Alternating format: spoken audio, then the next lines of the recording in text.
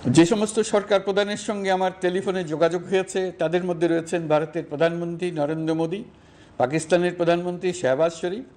আমরা ভারত এবং অন্যান্য প্রতিবেশী রাষ্ট্রসমূহের সঙ্গে সুসম্পর্ক চাই, তবে সেই সম্পর্ক হতে হবে ন্যায্যতা এবং সমতার ভিত্তিতে। ভারতের সাথে আমরা ইতিমধ্যে বন্যা মোকাবেলায় উচ্চ পর্যায়ে দ্বিপাক্ষিক সহযোগিতার আলোচনা শুরু করেছি।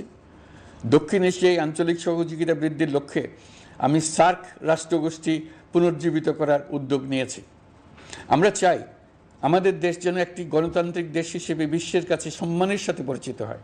দেশের পরিকল্পনা যেন দেশের মানুষ কেন্দ্রিক হয়, কোনো নেতা বা দল কেন্দ্রিক না হয়।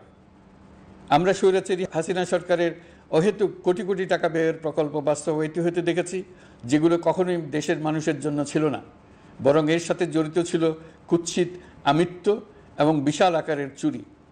চলমান এবং প্রস্তাবিত সকল উন্নয়ন প্রকল্পগুলোর যাচাই বাছাই করার কাজ ইতিমধ্যে আমরা শুরু করেছি।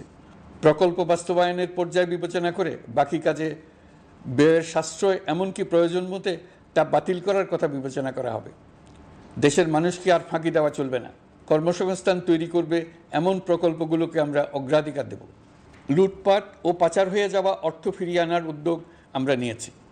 আর্থিক খাতে শৃঙ্খলা ফিরিয়ে আনতে একটা ব্যাংকিং কমিশনও গঠন করার উদ্যোগ নেওয়া হয়েছে।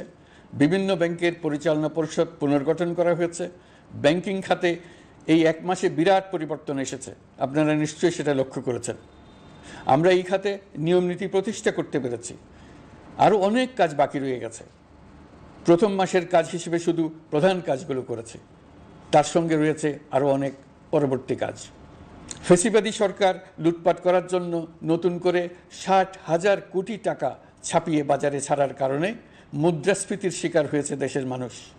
এই অতুলনীয় মুদ্রাস্ফীতি নিয়ন্ত্রণ অন্তর্বর্তী সরকারের অন্যতম প্রধান লক্ষ্য। মুদ্রাস্ফীতি নিয়ন্ত্রণের লক্ষ্যে পলিসি সুদের হার বৃদ্ধি করে 9% উন্নীত করা হয়েছে। মূল্যস্ফীতি থেকে সাধারণ মানুষকে সুরক্ষা দেওয়ার উদ্দেশ্যে ওএমএস খাদ্যবান্ধব কর্মসূচি সহ সুলভ মূল্যে প্রান্তিক মানুষের কাছে নিত্য প্রয়োজনীয় দ্রব্য সরবরাহ চলমান রাখা হয়েছে। মূল্যস্ফীতি মোকাবেলায় চলতি অর্থ বছরে চাল ও গম আমদানির জন্য 5,800 কোটি টাকা, আভ্যন্তরীণ সংগ্রহের জন্য 8,900 কোটি টাকা এবং খাদ্য ভর্তুকির 3টি প্রোগ্রামের জন্য 7,360 কোটি টাকা বরাদ্দ রাখা হয়েছে। বিভিন্ন স্টেক হোল্ডারের সাথে সভা করে মূল্যস্ফীতি নিয়ন্ত্রণের করণীয়সমূহ চিহ্নিত করা হয়েছে। পরিচালন ও উন্নয়ন ব্যয় যৌক্তিক পরিমাণে হ্রাস করার জন্য কার্যক্রম গ্রহণ করা হয়েছে। কৃষিপণ্য উৎপাদনের জন্য সার আমদানির ক্ষেত্রে প্রয়োজনীয় বৈদেশিক মুদ্রার সরবরাহ নিশ্চিত করার পদক্ষেপ নেওয়া হয়েছে। প্রকৃত চাষিগণ যাতে কৃষি ঋণ পেয়ে থাকেন তা নিশ্চিত করার উদ্যোগ নেওয়ার পাশাপাশি কৃষি ঋণের পরিমাণ বৃদ্ধি করা হয়েছে। মার্কিন ডলারের বিপরীতে টাকার বিনিময় হার স্থিতিশীল রাখার লক্ষ্যে বৈদেশিক মুদ্রার বিনিময় হারকে বাজারভিত্তিক করা হয়েছে। কালো টাকা সাদা করার অনৈতিক অনুমতি বাতিল করা হয়েছে। বৈদেশিক মুদ্রার রিজার্ভ বৃদ্ধি করতে বিভিন্ন উন্নয়ন সহযোগীদের কাছ থেকে বাজেট সাপোর্ট চাওয়া হয়েছে। আন্তর্জাতিক মুদ্রা তহবিল থেকে অতিরিক্ত 3 বিলিয়ন মার্কিন ডলার, বিশ্বব্যাংক থেকে অতিরিক্ত 1 বিলিয়ন ডলার, জাইকা থেকে অতিরিক্ত 1 বিলিয়ন মার্কিন ডলার প্রদানের অনুরোধ করা হয়েছে। রূপপুর পারমাণবিক বিদ্যুৎ কেন্দ্র নির্মাণ প্রকল্পের অগ্রিম অর্থ পরিশোধ এবং বকেয়া পাওনা নিয়ে রাশিয়ান ফেডারেশনের সাথে অর্থ মন্ত্রণালয়ের আলোচনা চলছে। পাইপলাইনে থাকা 48 বিলিয়ন মার্কিন ডলার বৈদেশিক সহায়তা ব্যবহারের উদ্যোগ নেওয়া হয়েছে। মেগা প্রকল্পের নামে লুটপাট বন্ধের পাশাপাশি স্বাস্থ্য ও শিক্ষা খাতে বরাদ্দ বৃদ্ধির পরিকল্পনা গ্রহণ করা হয়েছে।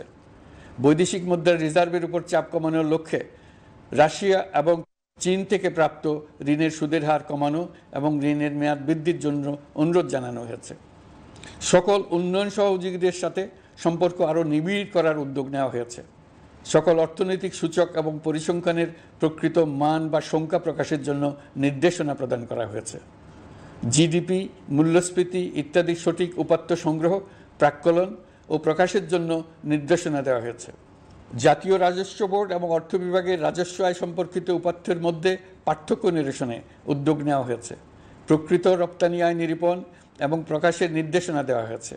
জাতীয় রাজস্ব বোর্ডের অটোমাইজেশনের লক্ষ্যে পরিকল্পনা গ্রহণ করা হয়েছে। পুঁজিবাজারকে স্বাভাবিক ধারায় ফিরিয়ে আনতে সিকিউরিটি এক্সচেঞ্জ কমিশন পুনর্গঠন করা হয়েছে। নিত্য প্রয়োজনীয় পণ্য সামগ্রীর সরবরাহ স্বাভাবিক রাখার নিমিত্তে ব্যবসায়ী, শিল্প মালিক ও ব্যবসায়ী সংগঠনের সাথে সভা করা হচ্ছে এবং তাদের মতামতের ভিত্তিতে বিভিন্ন ব্যবস্থা গ্রহণ করা হচ্ছে।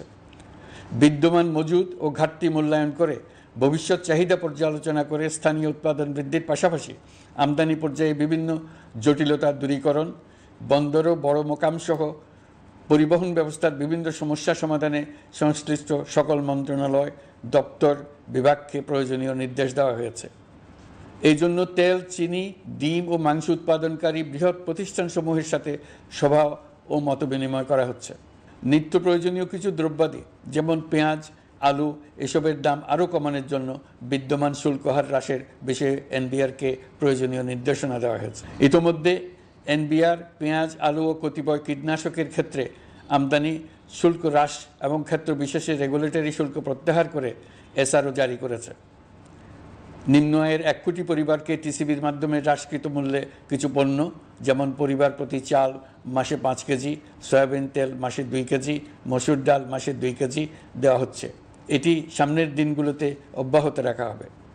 সরকার দায়িত্ব গ্রহণের পর জনপ্রত্যাশা অনুযায়ী বিদ্যুৎ, জ্বালানি ও খনিজ সম্পদ মন্ত্রণালয় হতে বিদ্যুৎ ও জ্বালানির দ্রুত সরবরাহ বৃদ্ধি আইনের অধীনে চলমান সকল প্রকার নেগোসিয়েশন, প্রকল্প বাছাই এবং ক্রয় প্রক্রিয়াকরণ কার্যক্রম আপাতত স্থগিত করা হয়েছে। গত 1.5 দশকে এই আইন ব্যবহার করে লক্ষ কোটি টাকা লুটপাট হয়েছে। বিদ্যুৎ, জ্বালানি ও খনিজ সম্পদ মন্ত্রণালয়ের আওতাধীন কোম্পানিসমূহে অধিকতর স্বচ্ছতা ও জবাবদিহিতা আনার লক্ষ্যে কোম্পানিসমূহের পরিচালনা পর্ষদ পুনর্গঠন করা হয়েছে। প্রকৌশল, ভূতত্ত্ব এবং খনিজ হিসাব বিষয়ে অধ্যয়ন করেছে এমন ছাত্র প্রতিনিধি অন্তর্ভুক্ত করার জন্য উদ্যোগ গ্রহণ করা হয়েছে। এই খাতে অধিকতর সক্ষমতা, গতিশীলতা এবং জবাবদিহিতা নিশ্চিত করার লক্ষ্যে বিশেষজ্ঞগণের সমন্বয়ে একটি কমিটি গঠন করা হয়েছে।